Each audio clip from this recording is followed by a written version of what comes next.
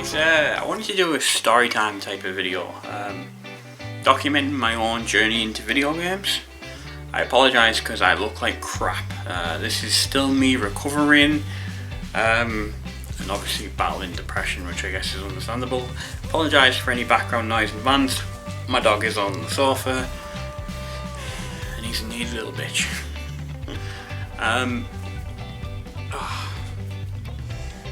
So yeah, my journey into video games started with Sega. The journey with video games, like one singular, video games, started with Sega. And I'm going to try and put some footage of the games I talk about on top. So yeah, and I apologise now because I've already recorded the footage of the games, and for some reason there's some screen tearing going on. I'm not sure if that's to do with my capture card or what. So I'll talk about the first video game I ever saw, first of all. That was actually Alien Storm. It wasn't in an arcade, it was actually the Megadrive port. I had gone to my cousin's house.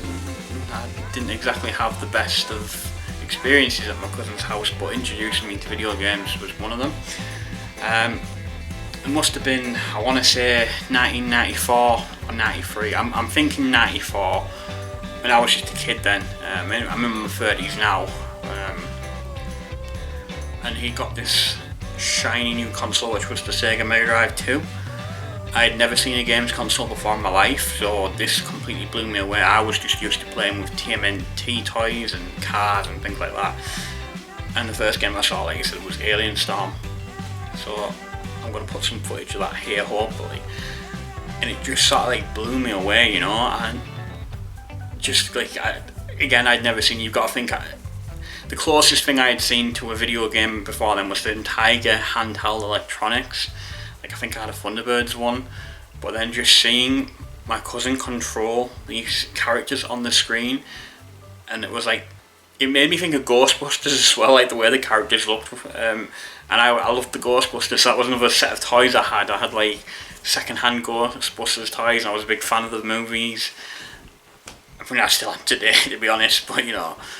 But yeah, and Alien Storm sort of stuck with me, and there is some irony there because it was the game I always wanted, and I never got. I've only got it in my adult life, and I've not got a physical cartridge. I only own it digitally. So thanks to obviously re-releases and things like that, and so I'm so happy. I mean, some of the games that are going to come up on what I'm going to be talking about haven't had re-releases, so that's quite sad. But yeah, I mean, I know a lot of people, their first experience with video games is the 8-bit era. So for me, I started off looking at the 16-bit era, which is probably why I find it so hard looking at 8-bit games and going, this looks good, especially with like the high detailed sprites of the 16-bit era. Now, Alien Storm wasn't the only game I saw that day, because I think he had it on like a multi-cart. Like, there were some other games on there, but he never showed me them. Apparently he didn't like them himself, but he let me ever go on Alien Storm as well, and it just blew me away completely. I think he also showed me on the same day Sonic 2, and that was just wow. Talk about amazing. A character was also moving that fast on screen. Like, I'd never seen like a cartoon character go that fast, because let's be honest, Sonic, by the time Sonic 2 came around, looked just like a Disney sort of type of character.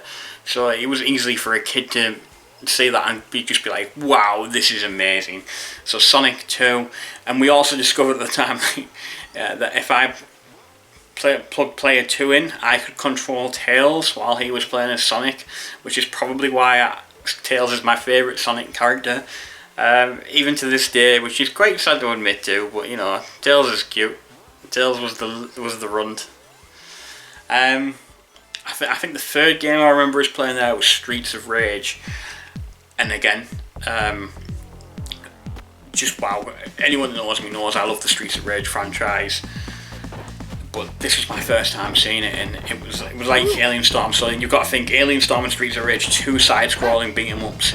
No wonder why, to this day, side-scrolling beat-em-ups are my favourite genre of game to play, and it's just insane.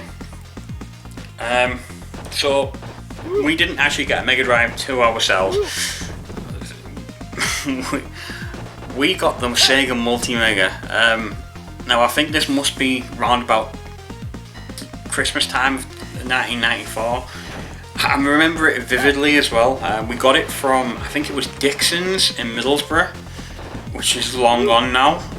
It did eventually become like a Curry's, but it was, I think it was Dixon's first. It was either Curry's then Dixon's, or Dixon's and Curry's. But I'm pretty sure it was Dixon's. I remember like seeing this big, beautiful black box with like purple sort of shading around the console. I didn't understand the differences then between my cousin's Megadrive 2 and the Sega Multi-Mega. I didn't realise how rare the Sega Multi-Mega was. So my mum got me and my sister as a joint present the Sega Multi-Mega. We don't own that anymore. I have owned 3 in my lifetime. The main reason why I've owned 3 is I used to have one and then sell it on and regret it and buy it again. But I had the first one up until my early 20s from being a kid. I don't, like I said, I don't own one anymore. And this time I'm not going to go out and rebuy it.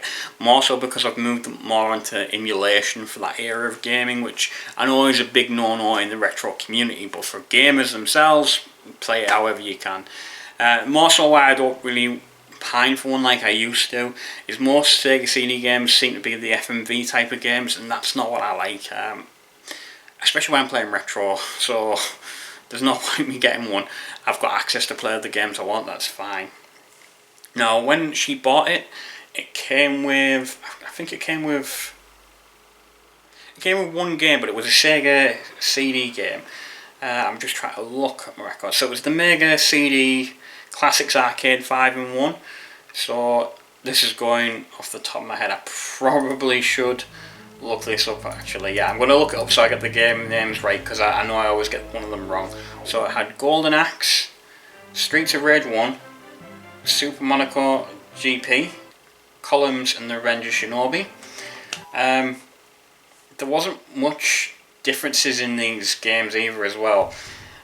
I know that Golden Axe had an updated soundtrack for it being CD based, but for some reason they stripped the ability to have 2-player.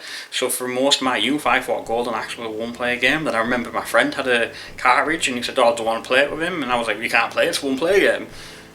Blew my mind as a kid that it was actually 2-player. I know the sound bites on Streets of Rage were upscaled, like they were higher quality of the people, but I don't think the actual music was any different. Apparently Columns had a new title theme as well. But yeah, I think that's literally the only differences between the CD-based versions of these games and the cartridge-based ones. Revenge of Shinobi was cool. I was always terrible at it. I think, to be honest, the only game I was ever good at on this was the Streets of Rage. Because I was terrible at Golden Axe. I still am now. Same as Revenge of Shinobi. I always wanted to be good at Revenge of Shinobi, but I cannot play that for hell. But yeah, it was strange having like I didn't understand. Obviously, as a kid, I didn't understand how the technology differed for the Sega CD to the cartridge. I think the reason my mum bought the Mega CD for us rather than a Megadrive 2 is my mum was quite a big into music, so she liked vinyl. She had tapes and CDs, so I think she saw the progression of the music industry going, like, you know, from the vinyl and tapes to CD. So she thought obviously games are going to go from cartridge to CD. So I think she thought she was future-proofing us. Clearly not, because one of my earliest memories of her was going back to the same Dixon's to complain. I'm trying to get my dates right in this, because I think she got wind that they were halting production on the Multi-Mega and they were stopping making Mega CD games sometime in '95, and I'm sure she went back in like January of '95. And this was because of the 32X. I think the 32X was released in December of '94, so this is where I'm getting my alignments for the dates and why some of my memories are holding up. But yeah, I remember she proper screamed and went full Karen at this pro staff member that sold her the Multi-Mega. But to be fair, I remember when he was trying to sell it to her, he was saying it's the future of gaming and all stuff like this as well. I mean, these are all opinions, and you know, technically he's right. CD gaming did become the future of gaming for a time. Obviously, digital downloads seem to be taking the way now. I think I'll cover the Sega CD titles that we ended up getting first of all. Sorry, I'm just taking it because I've got a document with some of the main staple games from my childhood. I'm just taking out the ones I've already briefly mentioned at least. I think I've got the Sega CD titles just there. So let's put them. Yeah, so we only ever owned 4 Sega CD titles during the time with the console, and this is even right up until getting rid of it and rebuying it. I know famously the Sega CD was known not to have any copy protection on, and the same is true for the Multi-Mega. Obviously this is because when the consoles were produced, CD burning equipment was expensive. They didn't expect people to be able to go out and do this, but hey ho, they did. So yeah, the basic needs we had, obviously I mentioned the arcade, well, the Sega Collection 5-in-1, which I've just mentioned. But the other titles we had Brutal Paws of Fury, which is a strange game. I think the reason we got this is when I saw it, I just saw these anthropomorphic. It was not even how you spell it. I can't pronounce it rather. Anthropomorphic. You know what I mean. Humanized animal creatures.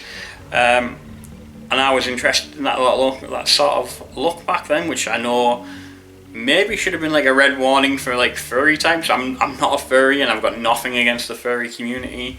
But it was basically like a fighting game with these sort of characters, and I don't ever think I ever got too far on the game. But even when capturing the footage for this small segment, I didn't get very far. I don't think it's a game that's aged well. I know there's cartridge form of it, which I'm assuming misses the FMV cutscenes, but it was the FMV cutscenes I thought were cool as a kid, and I still look back and appreciate them now. They do look really awesome. It's just a shame the game is not so much. The next CD game that comes to mind is Sonic CD. Now that's been re-released on almost every platform known, but you know, I got Sonic CD, and to this day I've never completed it.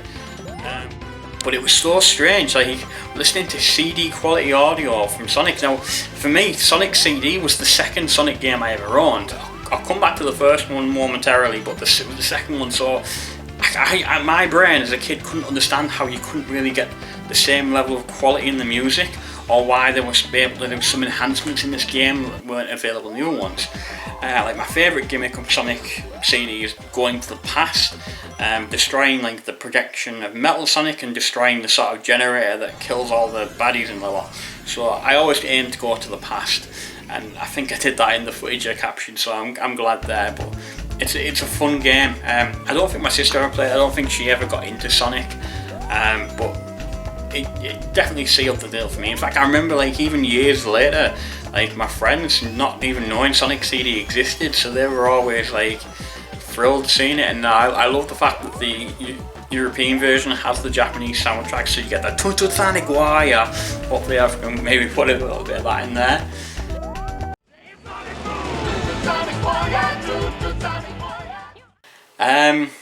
And the fourth and final Sega CD game was The Amazing Spider-Man vs. the Kingpin, which is sort of a part of the cartridge version, but it takes out, because I think there was a photography mechanic in the cartridge version, which isn't in the CD version. But man, check out them FMV cutscenes.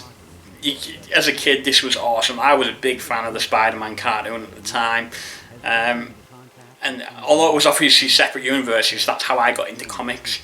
And got into the character of Spider-Man, and this game was just brilliant. And I would just let the footage speak for itself. It was just amazing. It was fun, and I love that you were able to go around and collect comics as well, like the cover arts of some of the comics. Unfortunately, I haven't got any footage of that.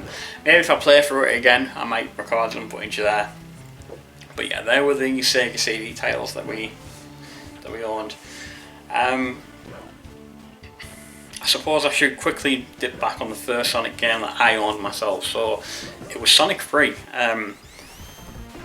Got a second-hand copy. Most of the games we had were second-hand. I think I only ever had one game that was brand new, and I'll briefly mention that at the end. I've got no footage of it, but Sonic 3, I got it from a random game shop in Redcar that doesn't exist. And I only ever went to once, and the one time I went there is bought Sonic 3.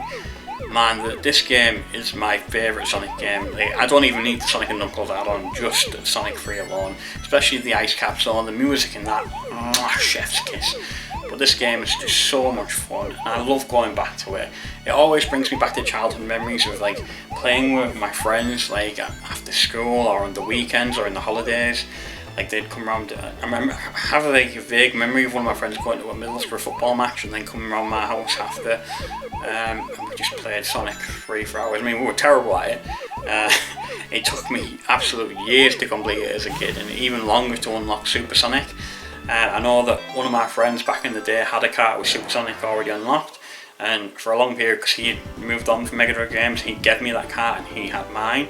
But then when he went to sell the console, his Mega Drive console with the games, the person buying it only wanted it if it had Super Sonic unlocked, so we switched cartridges back, which was kind of sad for me, but it gave me the encouragement I needed to unlock Super Sonic.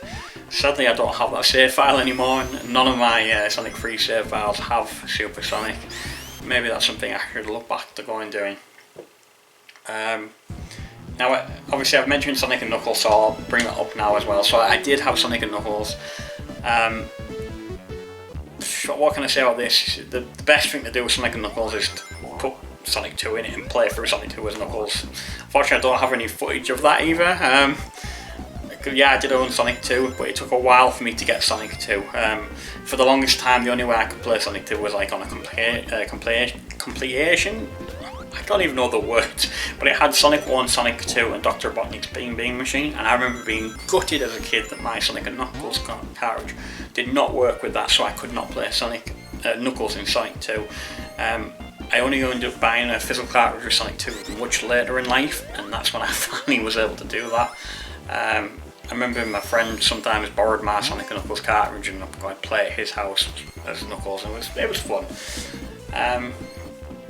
I don't really want to say too much on that game itself.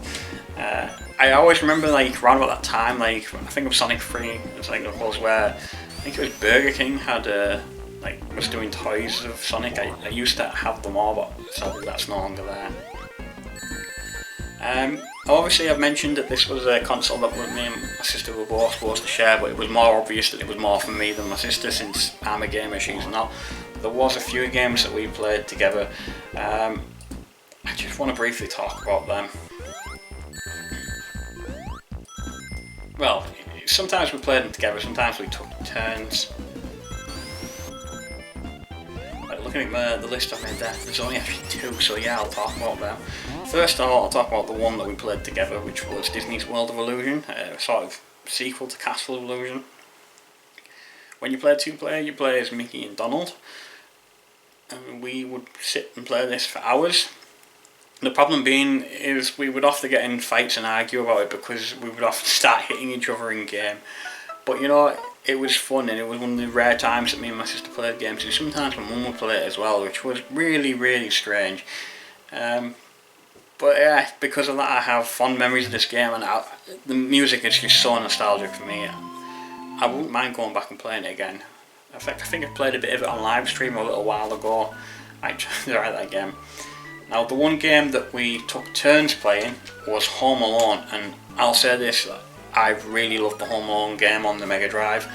It's weird, it's hard to explain because you've got like an overworld map of the houses that the crooks are going to rob. Harry and Marv are they called? Obviously you play as Kevin. You can go around collecting things to use by knocking over snowmen. Then you go in houses and you set traps. And your job is to basically try and cause as much pain to stop them from looting the houses. You get weapons and you can create weapons, so you've got the overall map, and you go in the house, you set your traps, and then you defend the house. The houses have things to go against you, like the McAllister's house has the tarantula that can cause you damage as well. You don't necessarily get hurt in the game, but if you get caught by them, they hang you up and you've got to wiggle free. It's just such a cool mechanic. The problem is in nostalgia glasses, like when I went back to play the game, to capture the footage, it didn't feel as magical. It could be because it wasn't me and my sister playing it, and I've honestly not played it since I was a kid with my sister, so I don't know. But I still love the game. I'll maybe try it again.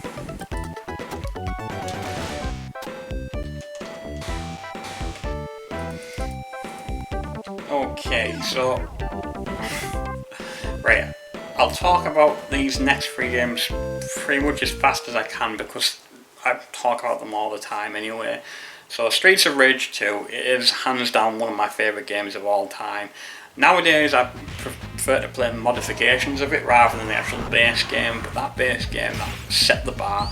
Like, it took what I saw in Alien Storm and the first Streets of Rage and just these sprites looked amazing, the music, bam, there was just, you can't fault the game at all.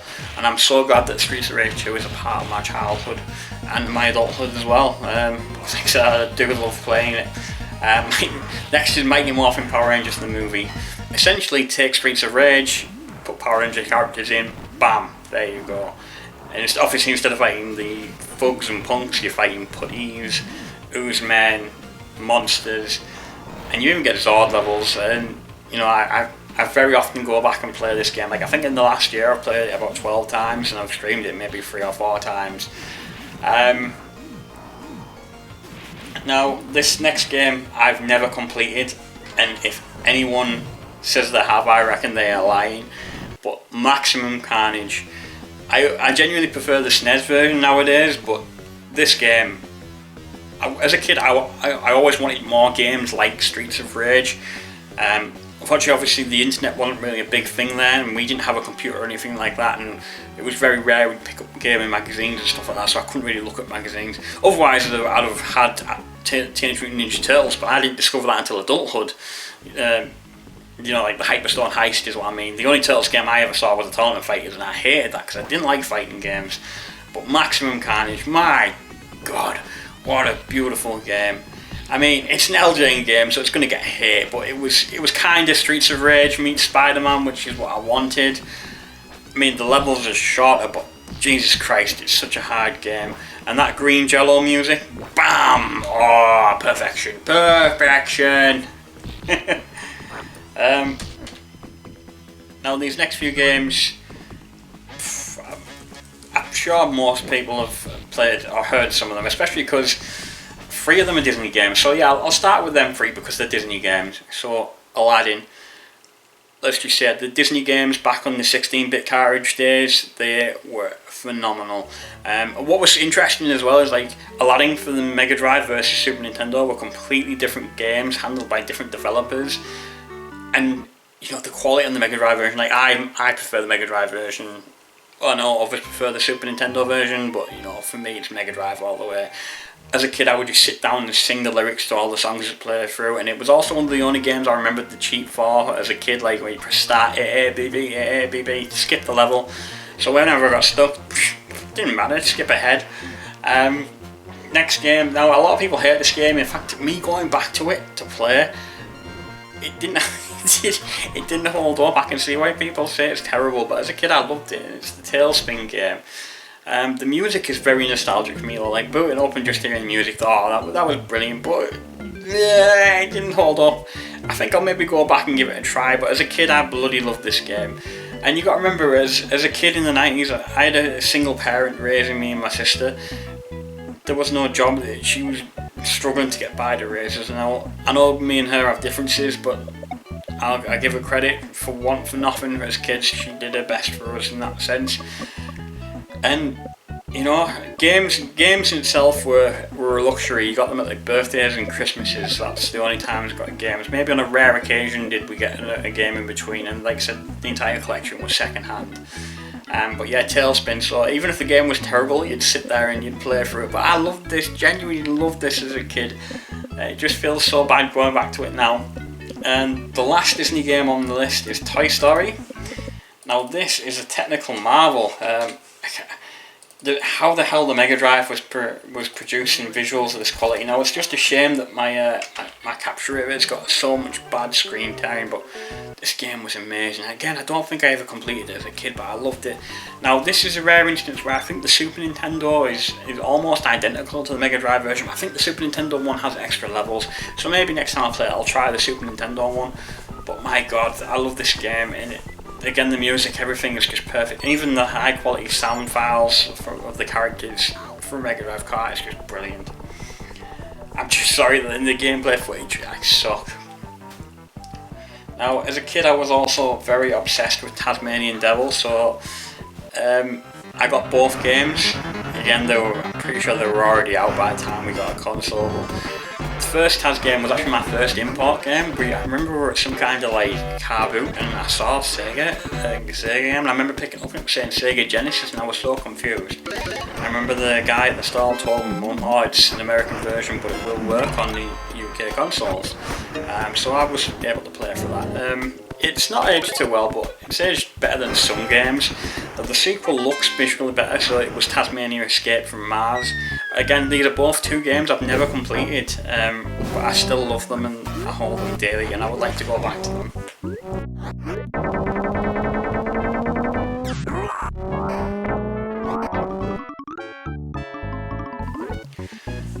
Now this next game I'm going to talk about, this one is one that, again, I've never completed, but I always sample the music from this in quite a lot of my videos, and that's the Batman movie adaptation, which I think it came out a couple of years after the movie did, but it plays like utter shit, and the graphics, it doesn't look good. Like, Batman is so stiff, but the music is brilliant, and that's what I can say about it. Sometimes I would put this game on simply to listen to the music. So that's why I just made the cut here. I'm trying to think, because I'm down to the last 3 games. The last one I don't have any footage of, but this game is terrible. But I played it a lot as a kid, and that's The Simpsons Virtual Bar. I was impressed by the cut sort of scenes, and again the high quality samples and the voice actors that they used to make this game.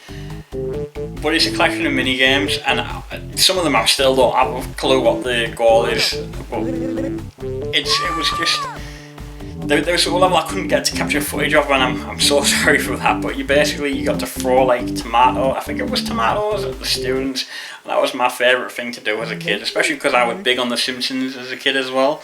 Yeah, the game's terrible. I don't recommend it to anyone, but it's a huge part of me and my gaming journey.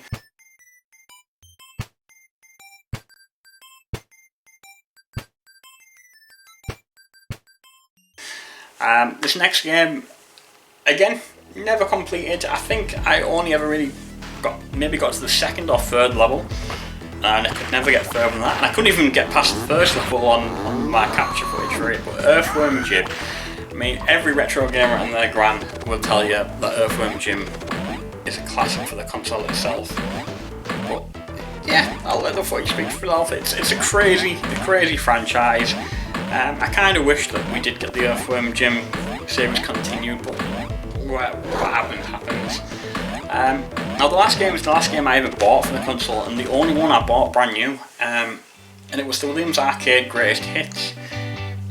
I think is it Sinistar, that was the game I played the most, that and Joust, and I think that ignited my love of arcade games as well. Obviously I know that they're more like, they don't really look 16-bit, I don't think they were, but you know, it was a fun little collection, and you know, for me it was like a sign-off for the Mega Drive, ending on such a legacy.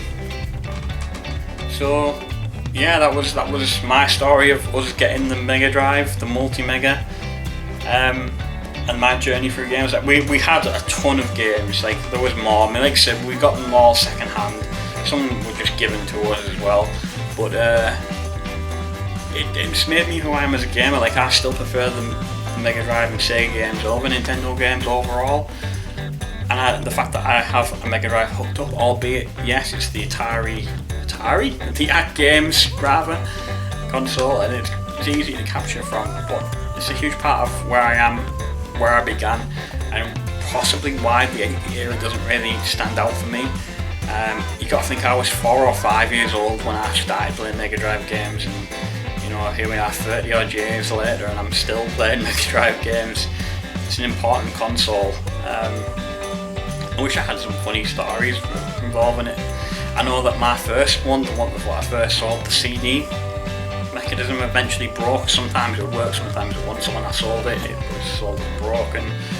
And I did document that. In fact, I even found a video of me showing it not working, but I couldn't find the year I sold it, so that's a shame. Next video in this series will be the PlayStation. I don't know if I'm going to capture any game footage from them because that's going to be a right hassle. But yeah, just tune in next time. I just want to say that I've been wanting to do this for a while, so I'm glad I've shared this with you. I'm just sorry if it's a boring video, but yeah, you take care of yourself and thanks for watching, like, subscribe and all that jazz. See ya!